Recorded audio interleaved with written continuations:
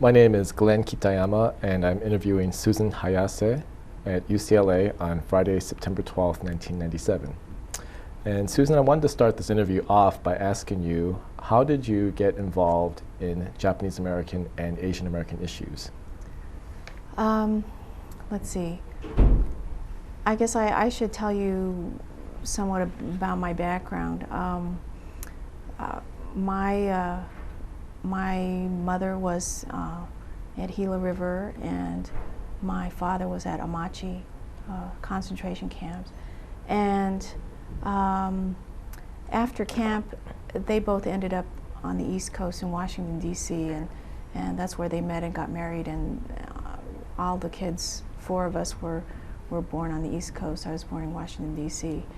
And when I was 6 years old, in 1962, that was 20 years after my parents had left the West Coast, and my dad was finally able to get a job in California. He was an engineer, and it took him that long to actually get a job in private industry in California, and so he really wanted to come back to be near his family, so we came back and ended up living in Orange County. Orange County was very segregated, and we lived in a pretty much all-white neighborhood, and this is during the 60s and early 70s, and people have heard of Orange County. It's very conservative, but in addition to that, the general atmosphere in this country was very negative with regard to Japanese Americans.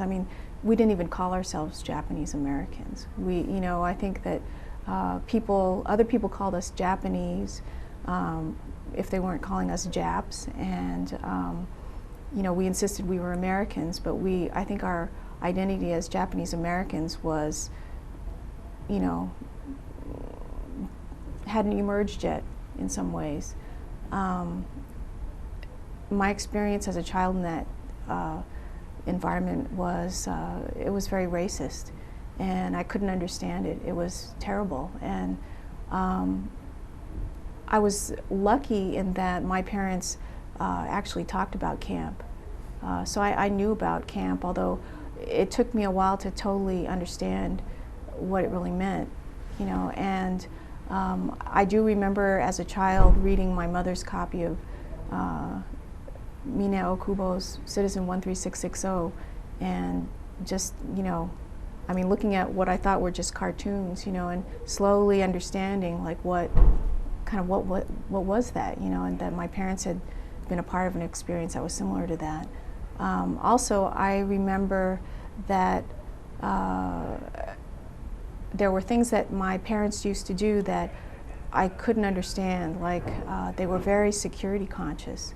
In an era where people talk about, feeling so safe and not locking their cars and, that kind of thing, I remember my parents being very, very overprotective compared to, my friends, and being very concerned about our safety. And I remember strange things, like I remember my father once kind of yelling at us. He was telling us, don't you ever get in trouble like those other kids, because, if you do, people don't even have to see your face to know who you are. We were the only Japanese family, for miles, right? And, we were confused, like, why would we be getting in trouble? We didn't know what he was talking about. And I remember he yelled at us, you better, do your homework, because education's the only thing that anybody that can't take away from you, and I didn't really understand